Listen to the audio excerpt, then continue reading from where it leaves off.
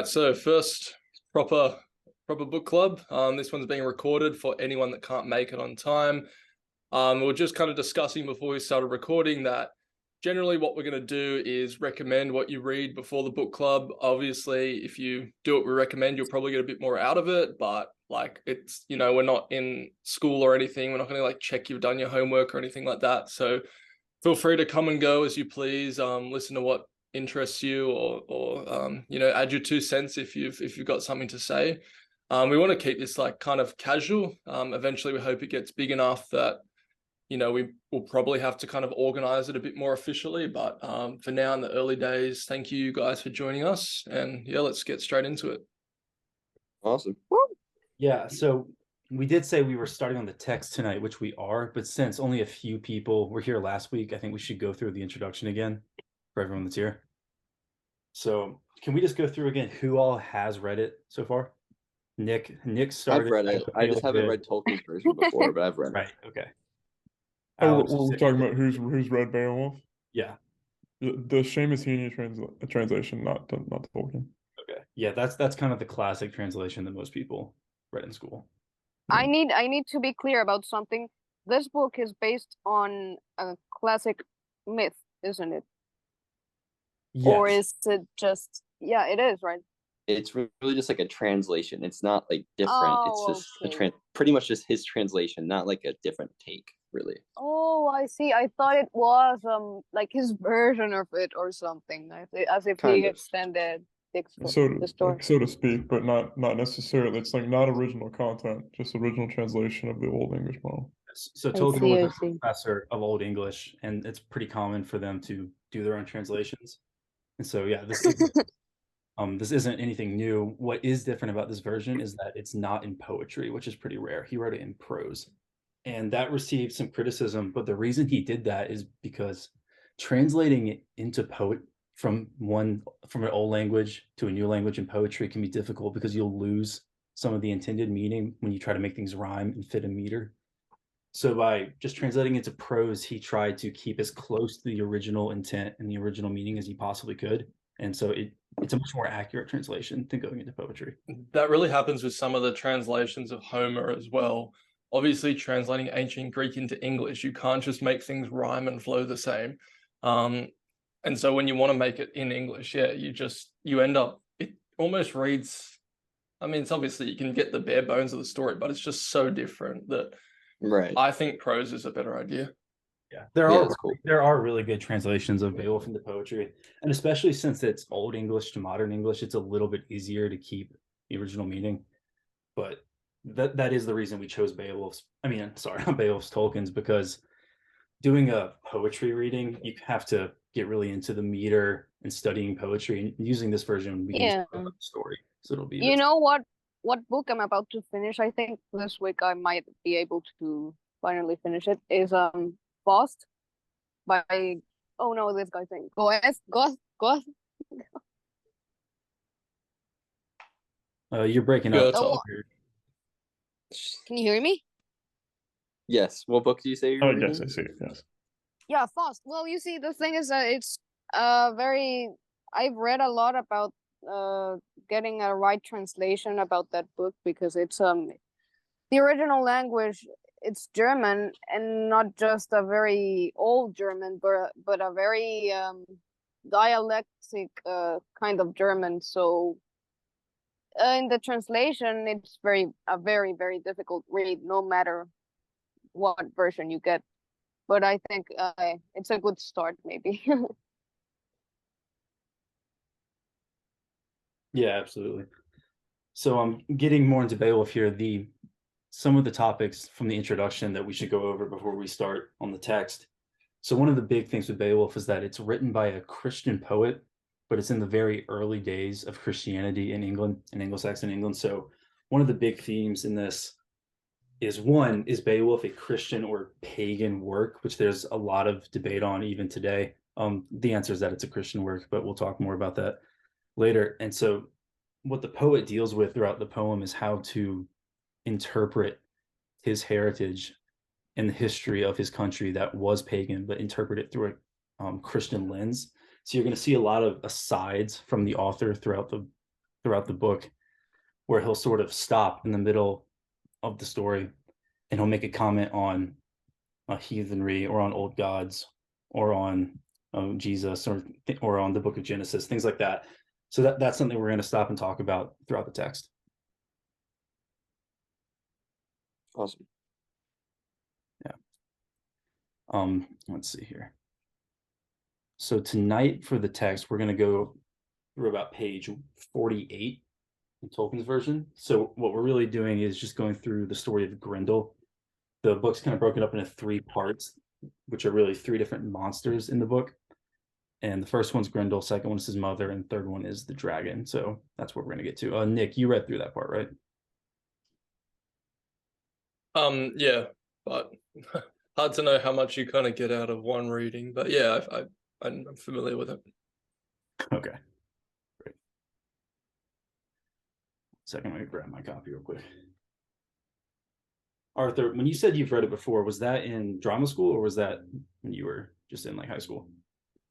No, it was actually recent. When I started the Nobel Prize reading challenge I'm doing, which is like on and off, but the first 5 writers I read were Bjornson, Faulkner, Sinclair Lewis, Eugenia Montiel, and then the fourth of the 5 was Seamus Heaney. So I think Beowulf. Gotcha. Okay. So this is like, late summer 2021. Okay, so still somewhat fresh. Yeah. Yeah, it's been a long time since I read that version, actually. I've only read Tolkien's for the last year, so I haven't read the poetry in a while. Yeah, that first block was like mixed. Like I read a play by Bjornson. It was very good. It like felt like Ibsen, except a little less, feminist. And then Montiel was just sad boy poetry. It's like sad Italian communist in the 30s. It was very grim. Sinclair Lewis was absolutely incredible. It was like very, very high on my list. And obviously Beowulf is Beowulf, so can't really go wrong. Yeah, I've got a bunch of the books that you did on your Nobel Literature podcast. I've got them on my own list now. It's a big list to get through. I haven't gone through very many yet. Yeah, when I get through, I mean, you're aware of the amount of data entry I'm doing for Anti-Fragile Fitness, but I'll be doing video podcasts on the basically video essay format on my findings and specific passages and themes and whatnot for all the things that I've read in the Nobel Prize Challenge, which has been fun. Wait, I'm sorry. Did you say you're the guy behind Anti-Fragile Fitness? Yep, that's my company. Oh, that's you. Mm-hmm. Oh. Yeah, that's us. Do let us know if you'd like to join. We're trying to expand our women's group. Our book club for women's group. That's like, bro, I think I'm like the only woman around in the entire. There's like 3 women probably.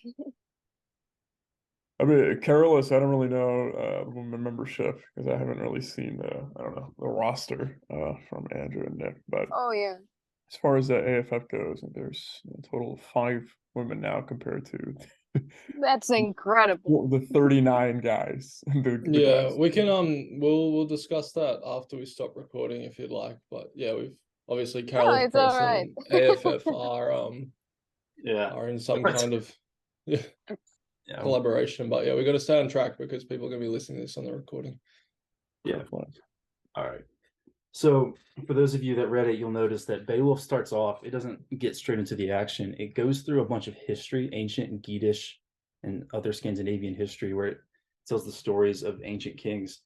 And it might seem a little strange at first that it doesn't start right off in the action, but the reason for this is that these opening few paragraphs, what they do is they set up the archetype of the good, like Nordic northern king and what that king is supposed to do to fulfill his role in society. So they set this archetype up so that we can see how other characters throughout the book stack up against it. So like you'll see here, just on the very first page, for those of you that have it open, the poet is describing Beo, who is an ancestor or the father of Hrothgar, and this is how he describes him in youth.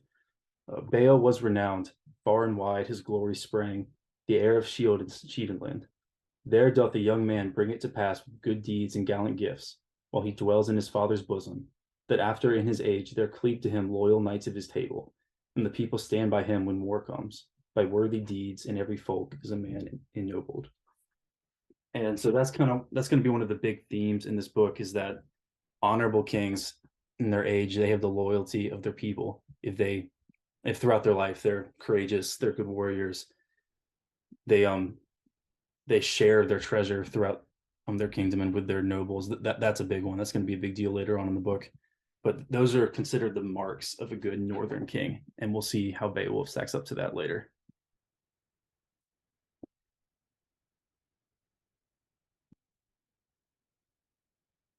For those of you that have read it before, did y'all notice how the poet will stop and he'll end up giving these big lists of ancient histories and battles that kind of feel like when you're reading the Bible, if you're reading like Genesis, and it'll stop and give you pages upon pages of like genealogies. It's like all that exposition he gives Yeah, in the middle of the story. Yeah, it's similar to that. And at first it can kind of seem to interrupt the flow, and some critics have complained that it does interrupt the flow of Beowulf. But what it really does is that it gives you the historical background, because the people that it's talking about, these kingdoms in Beowulf that it's speaking of, are real kingdoms. They're real kingdoms that existed. And while a lot of the actual names of kings, I mean, a lot of academics would question whether or not they existed. We don't necessarily have any reason to believe that they didn't exist either. It's pre-history, it's mythological. So the book it's a lot like Homer, where it kind of straddles the line between history and legends, historical legends. It's hard to tell. But then there's, unfortunately, what happens is a lot of midwit academics go, well, obviously X part of the story is fake, therefore the whole thing is fake, and they have no understanding of how mythology is reality. Happens in the Bible and Homer, the anthologies as well. It's also so people at the time could look back and think, oh, this is how I'm connected to the story. Like, I know this person, I was a part of this kingdom, I'm descended from this lineage. This is how it relates to me. And it brings people, like, obviously now we're so far removed, it's a bit different, but it brings people into the story that way. And that's incredible. Like a really crucial part. Yeah. That's incredible. I really didn't know Tolkien did that anywhere. I thought it was like, since he used to make up a lot of things, I really thought most of the time a lot of his stories would be based only on his world, to put it that way. Well, yeah. To be clear, we're talking about the poet of Beowulf right now, not Tolkien. But true. That's also true for Tolkien. That a lot of what he uses for his stories is kind of straddles the line between history and myth as well, and you can debate how much is true and how much isn't. I've done my fair share of schizoposting. Done your share of that, yeah.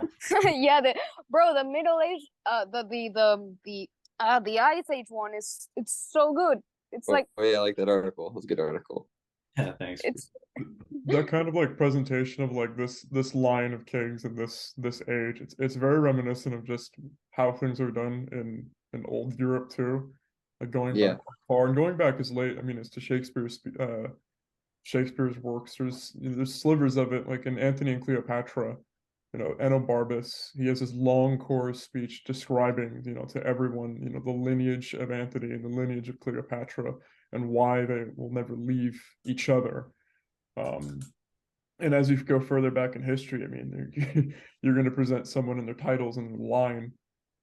That's just when bloodlines are more important back then in more homogenous societies. Like, it's almost they read you the receipt of where they came from on purpose every single time, so to know where everyone stood.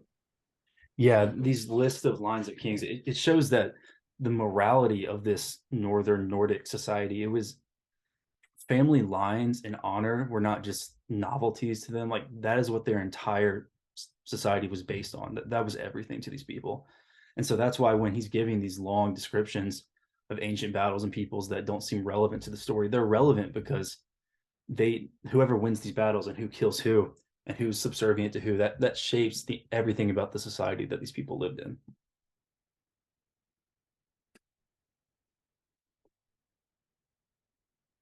Yeah, certainly. And like, again, kind of going back a bit to what I said before, people look at it, they get bored, they think it interrupts the story. Well, it's there for a reason, obviously the author had intentions. They didn't just make all these names up or whatever. Like, so it is worth actually exploring a bit, especially if you're interested in history.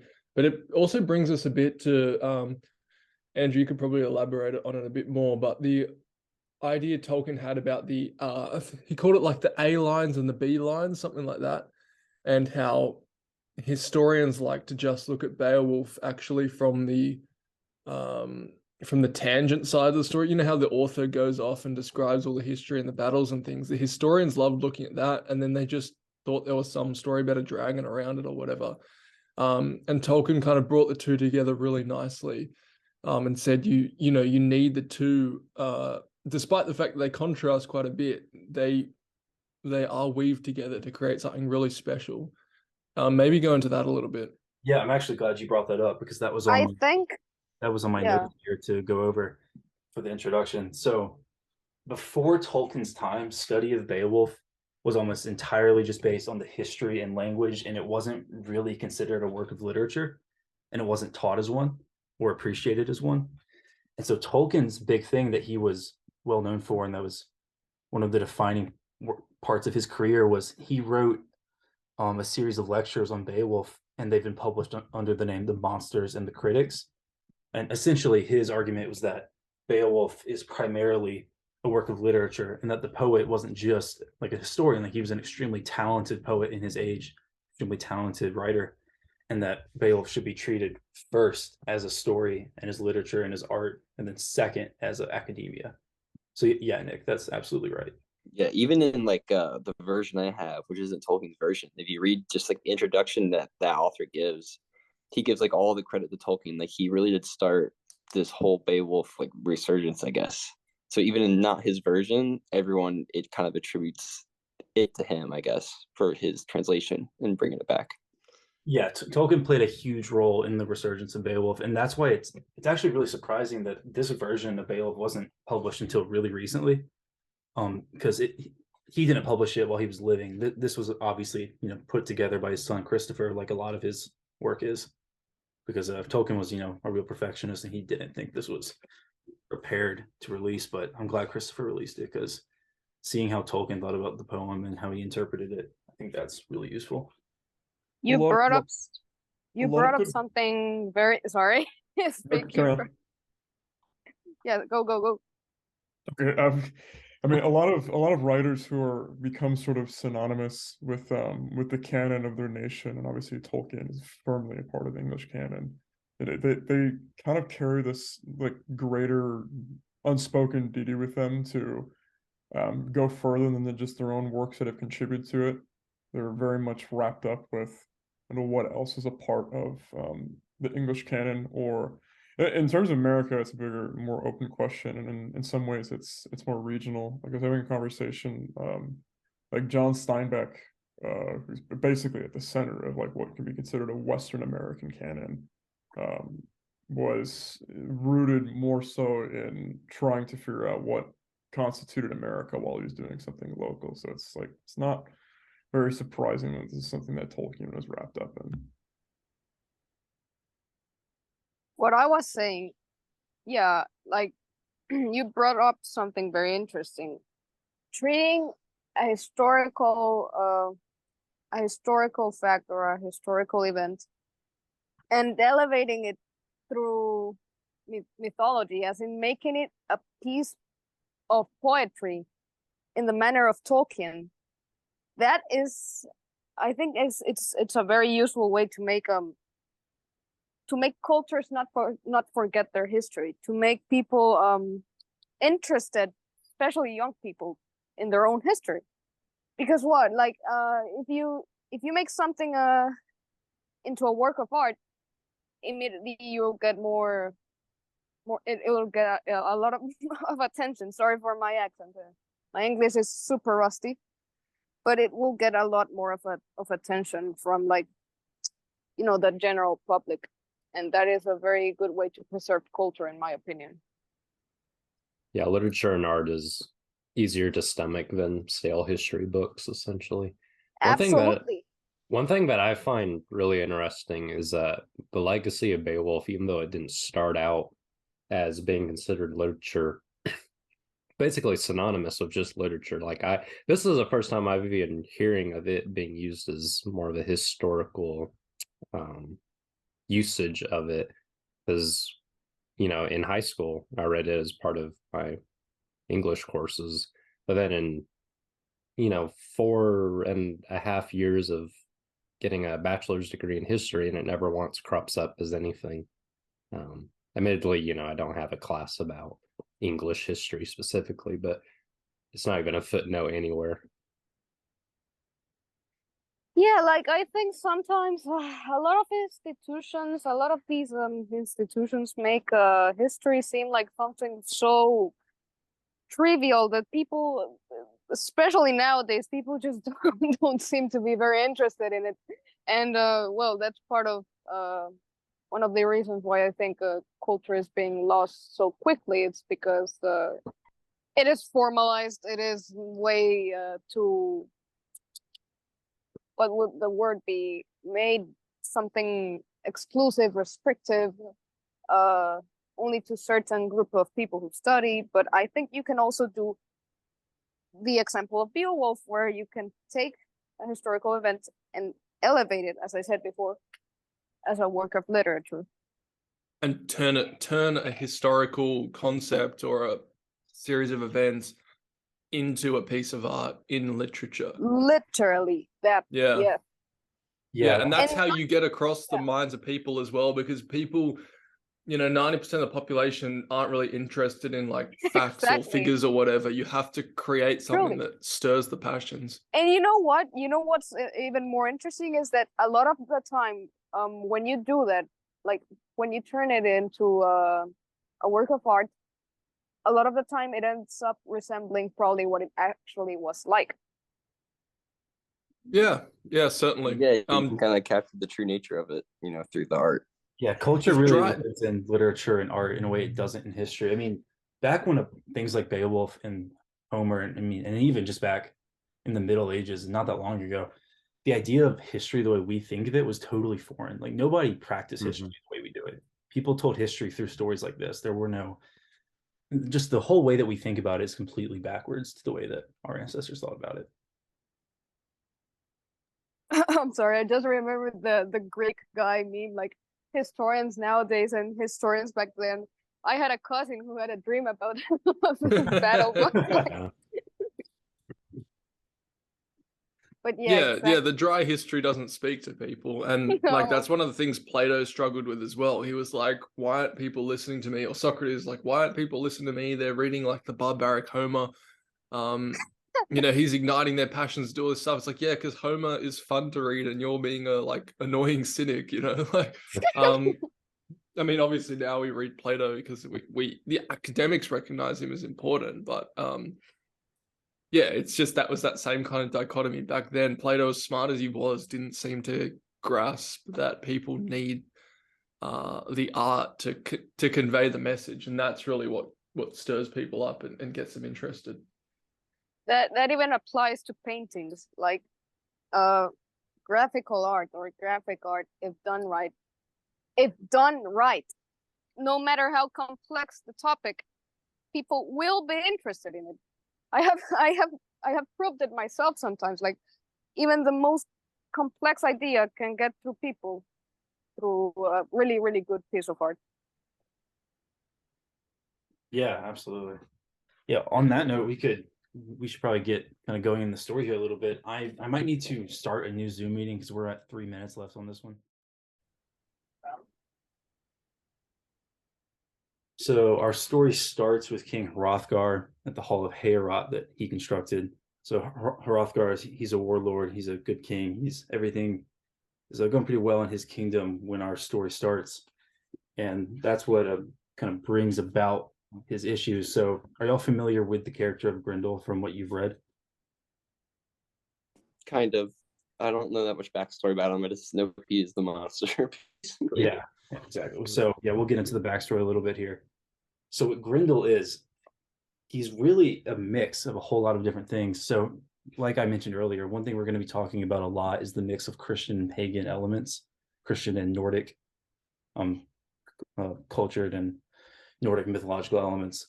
So Grendel, he becomes this mix of the idea of the sort of Norse Jotun or troll, or in Old English it would have been called an Etten, not a Jotun.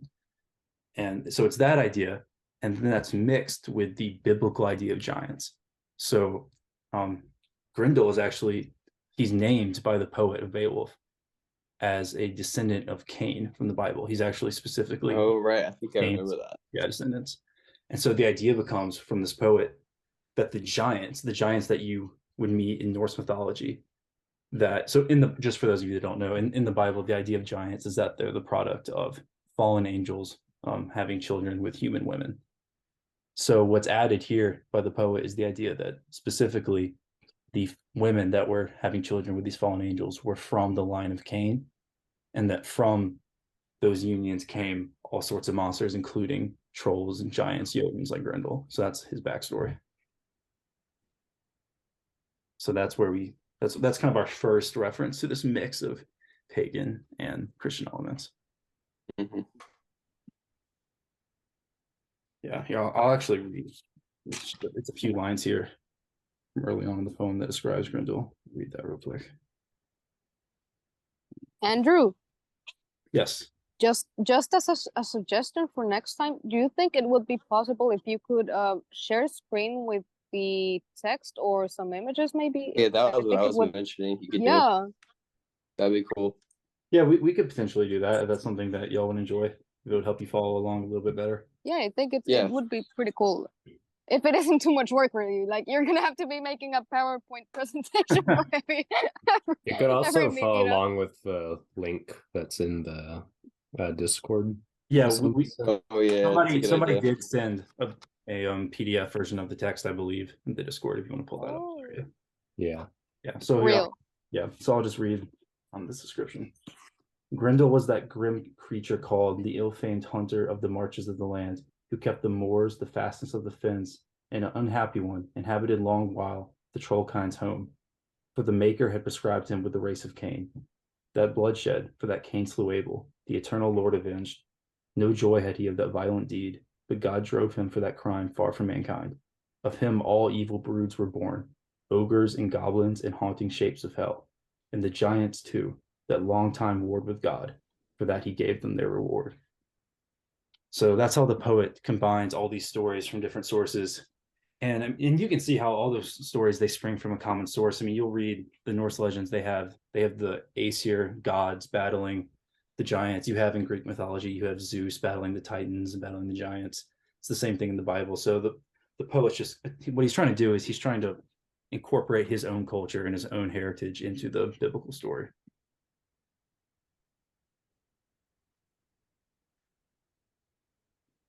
That's actually something that Nick and I once did a podcast on. If any of y'all have heard that. Yeah. Okay. So moving on from that. So what the story goes. So we have Grendel here, this Jotun troll demon. He's really kind of all these things in one. He's angered by the joyousness of Heorot. That's why he decides to invade their territory and start killing their men. So it harkens back to the mark of Cain, the fact that Cain is an outcast from the rest of humanity. Grendel sort of shares that same curse where he can't, he's a monster. He can't be a part of humanity. Not that I'm painting him as a sympathetic villain. There's actually people that have done that. People have rewritten Beowulf from Grendel's point of view. I find that really odd, really deconstructionist. I don't think that's just what anybody should do. That's absolutely ridiculous. Yeah. It's just so Quirky out translation. It's like, translation. we need to have Cruella de Vil have a backstory. That was genuinely the worst someone who movie I've ever hates seen. Dalmatian. Bro, like Grendel's an it anti-hero. is exactly what Disney has been doing, ruining franchise like Star Wars. Yeah, It just, I know what you're saying. yeah, no, Han Solo a backstory, bro. Yeah, rewriting a story, leave it as it ruining is. the I hero. mean, like, at least that the Han Solo backstory makes sense. They're just marveling, the Yeah, Star Wars to make more money. exactly. What I'm talking about is like villains should, like, a lot of the times maybe the villain is just an evil person. Like they don't It's need the inability tragic, of like, modern why I'm an society to evil have person. It's like a You know- specific evil. sometimes stories are just better if villains aren't given much explanation. Like sometimes evil just happens, period. Well, I think it goes deeper than that because modern Yeah. society refuses to acknowledge that No. there is a singular evil position or that it really True. exists, and it's not just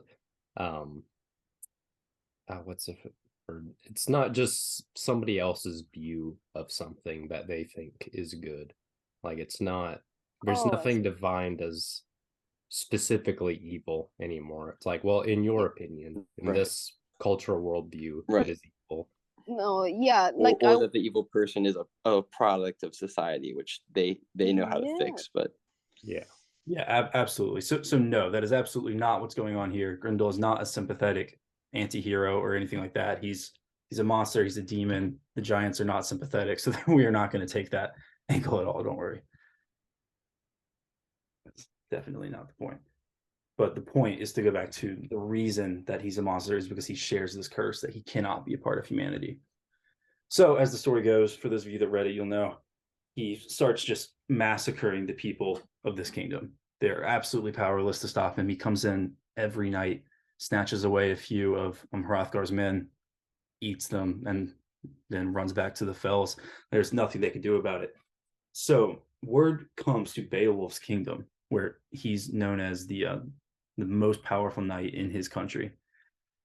And they're essentially just sending out a cry for help because none of their own soldiers can do anything against this monster. So Beowulf, he shows up pretty without much fanfare, without much announcement.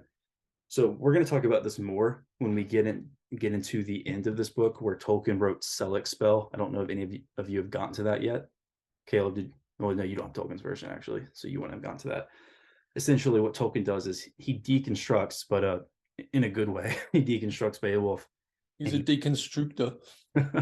Yeah, no, he doesn't in a good way. What he does at the end of the book, he tells a version of Beowulf where he strips all the history out of it and he just tells it with its folklore elements, or he tries to essentially figure out where the different mythological elements of Beowulf came from. So Beowulf, the idea, so his historical character presents him as just a real person. The mythological kind of archetype behind him is the idea of the bear man character, this man who's inhumanly strong. He's a bit of a loner. He doesn't really get on well in his own kingdom, but he'll travel around and commit like great feats of strength, kill monsters, that kind of thing. So Tolkien identifies him as a character in this bear man archetype. He's the Witcher. Yeah, totally. Absolutely. Victoria was telling me she's gonna read the Witcher in Polish. Apparently, a lot is lost in translation. I don't know what I'm saying, but so. Yeah, I've been reading those books. I started a while ago, and I didn't love them in English. I haven't read them in Polish, obviously, but I bet You're a lot from is lost Poland? in that. I'm not from Poland. My lady though is 100% Polish. Oh, I didn't know that she spoke Polish. First language. Wow. Oh, is she a first generation American? Yeah, we both are. Oh. Immigrants. I am curious. Andrew, are you from the UK or American?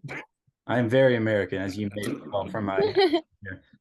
But He thinks America is England. it actually is. South Alabama is literally the show. You don't know. Might as well be Yorkshire, really. I am the South American memes warned you about. Well, you're in South America. Where? Literally Central America, Honduras. Oh, I see. Unbelievable, but yeah, I'm So here. you're the person from Honduras. I'm like, I can see the countries people go on Careless Press on, and I see a lot of clicks from Honduras. I'm like, I wonder who that person is. No way. I'll That's track your every move. Yeah. That's terrible. I am very sorry. Yeah, No, it's good. I've just been like, there's just this one person in Honduras who keeps visiting this site.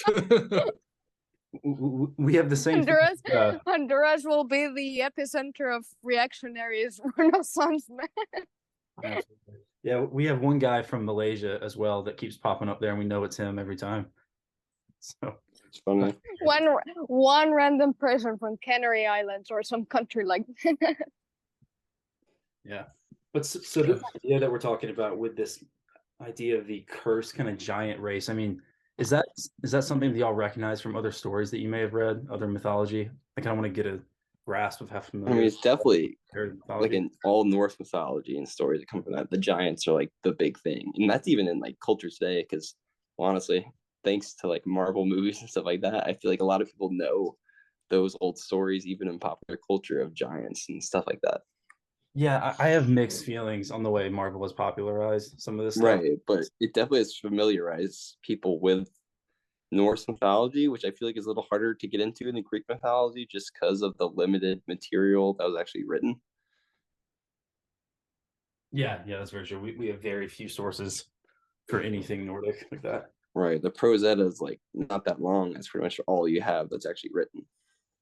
Yeah, it's extremely short. Beowulf is really one of the only sources we have for Old English culture, and even the references that it makes to like Old English religion are so sparse that it's hard to really tell anything.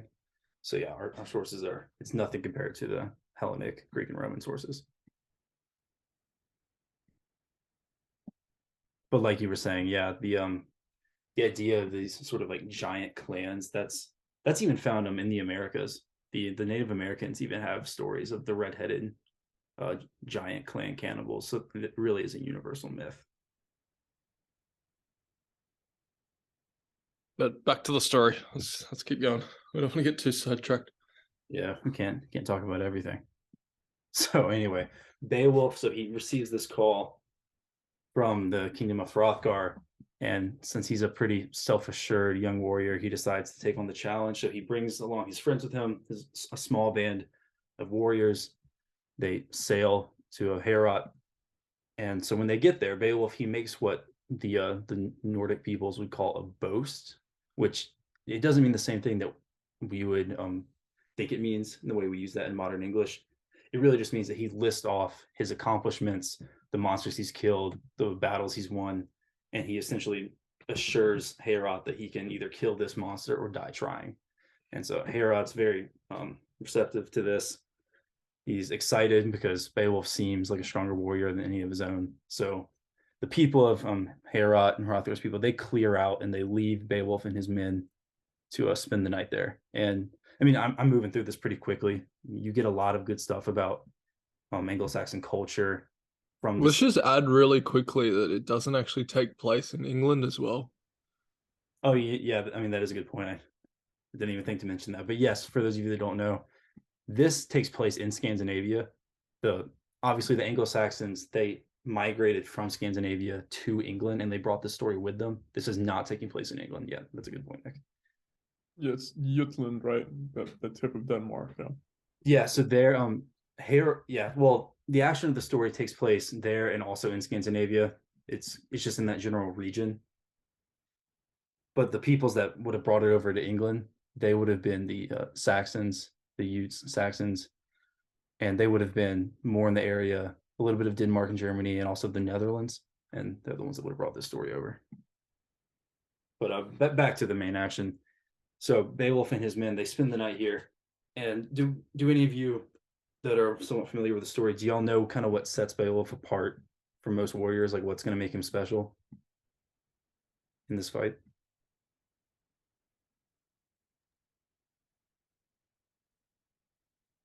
Bear? Okay. So No idea. okay, I'll just go ahead. He's not using weapons or Yeah, armor or yeah, that's anything. it. So his thing is that he kills monsters with his bare hands. Not all the time. He does use swords, but the thing about him that goes back to the bear man archetype is that whenever he uses a weapon, he breaks it. So he sort of has this brutish attribute to him to where human weapons are just useless and he can't use them. So he is going to use his bare hands, and that's part of the boast he makes, that he's going to match Grendel strength for strength. So as the night goes on, they're all sleeping. Beowulf is pretending to sleep, waiting for Grendel, and Grendel, he shows up like he always does. He kills one of Beowulf's friends. That's the first thing that happens. Beowulf isn't quite quick enough to save him, but when Beowulf does begin to fight him, he of course fights him with his bare hands. What happens is that the rest of his men, they try to help him, and none of them can, because using human weapons against this monster is completely useless. Based on what we talked about earlier, do any of you like have an idea of why that would be? No, but I feel like there's some symbolic significance to it. Yeah, it's not just Um, because Grendel's like really strong. It's not about that. Is it his giant nature, not just his strength? It's like I'm Yes, not sure that's anything to do with it. it goes back to the fact that he's this sort of demonic, otherworldly sort of divine, not in a good sense, but divine in the sense that there's something superhuman about him. He can't be Yeah, harmed. so human weapons can't touch him. Yeah, so we reached this point where this boast of Beowulf that he had vowed to fight him with his bare hands just to kind of make a point for his own honor, but it ends up being the only thing that can actually kill this monster. And then I'm assuming you know that how Beowulf actually wins the fight. What happens? Doesn't he like rip his arm off? That's not how he wins the fight. Isn't how this fight ends? He like rips his arm off. Yeah, Sure. so he ends up being as strong as this giant. And as Grendel tries to run away, he's so strong that he just rips the thing's entire arm off. And Grendel runs. No, Grendel actually gets away. He technically runs home and dies there of his wounds later. But that's where you get a lot of the famous artwork from the story where Beowulf hangs up this monster's gigantic arm from the roof of this hall as proof that he killed this thing. That's where you'll see a lot of really famous artwork.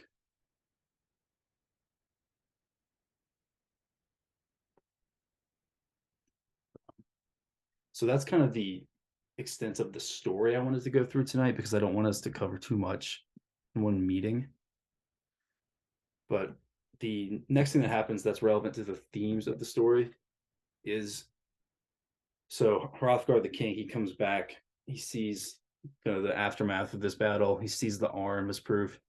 And what Beowulf does is he kind of goes through his boast again. He gets Hrothgar kind of praises him in front of all his men. And then what happens is he gives him treasure. And the reason that's a big deal, it's not just like a monetary thing.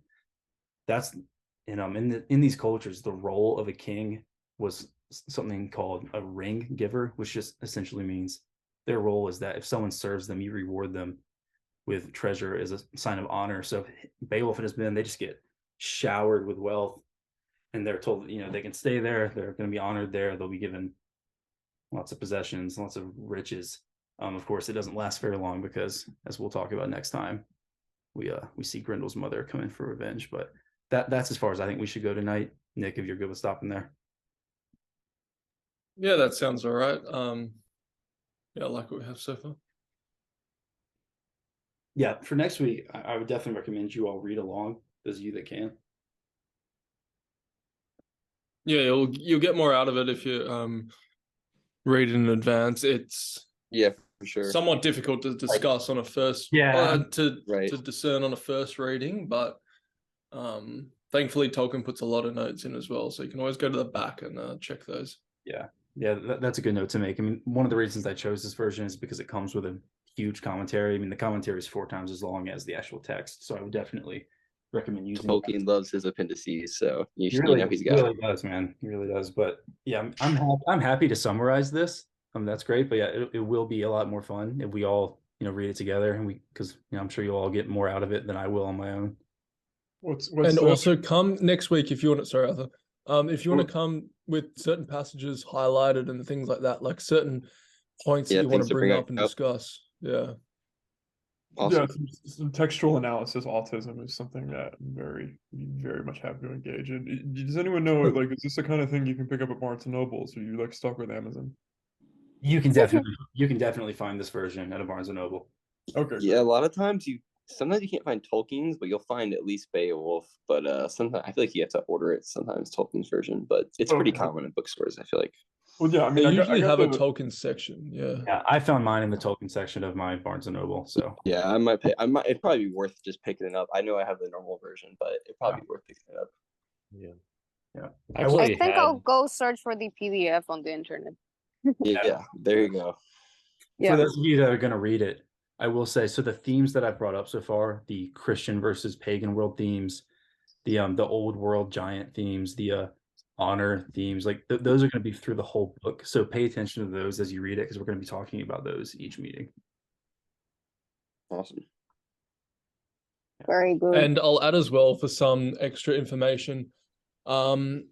Jonathan Pajot just put up a podcast episode with Richard Rowland, I think that's his last name, about Beowulf.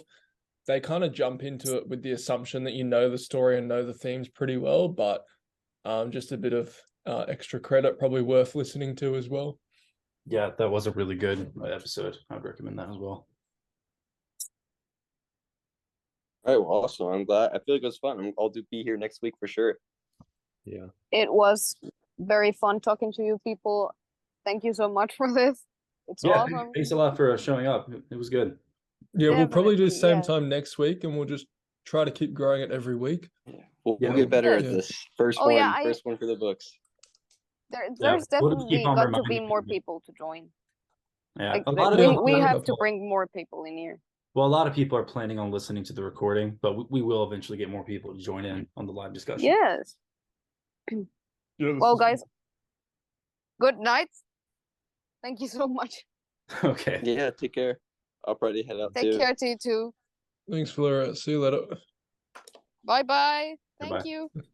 What were you saying, Arthur? I was saying this was fun. Oh, okay. Thank you, Arthur. Yeah. That is the most positive reaction you'll ever get out of. That means you really enjoyed it. Yeah, Loved that it. was like an exclamation from Arthur for those that aren't familiar with Blood and Rain. Yeah. So I had some passages not highlighted but underlined, but I don't know if you would rather wait till next week to talk about. No, I mean, go ahead if you want to share. Yeah, remember what you got? So the only thing that I remembered about Beowulf from high school was my English teacher put a lot of emphasis on the idea of fate in Beowulf. So I just underlined some of the things about fate just because that was something I remembered. But the thing that there were two lines that kind of jumped out at me. The first is on page 33, line 571. Manifest is this truth that mighty God have ruled the race of man through all the ages. Then it talks later on about how he said the wrath of God was on Grendel because of the whole mark of Cain. And then the other thing kind of jumped out at me was on page 40, line 787, when Beowulf was talking about how he wishes that Grendel didn't get away so that he could just like have him alive, basically strangling him in front of the king. But he says, I might not, since it was not the will of God to restrain his flight. So I thought that was interesting, showing that the Beowulf, the character, has all of the faith and will to God, not his own, even though he is all, kind of, macho man archetype of the bear being super strong, but he's still humble. Right. Yeah, that's a good point. Common Christian shadisms. Yeah. Yeah, he paints Beowulf and some of the other characters as like sort of proto-Christians, or even though they technically obviously couldn't have been Christian, he'll sort of treat them as if they were. Yeah. Talk about faith in God. The poet also, though, will talk about how, I can't remember what line it was, but it was in the section that we were reading through tonight, about how because these people were heathens, they had no hope, and that they had no hope in the afterlife or no faith in God. So he describes one of these people as having no knowledge of God, and so they couldn't have faith and they couldn't have hope. But at the same time, he describes some of the more heroic characters as if they are Christian. So that's a bit of a weird dynamic, but it goes back to how I was talking about how the poet is sort of trying to combine these two cultures into one story. But yeah, that is a good observation that he does paint some characters as if they are Christian.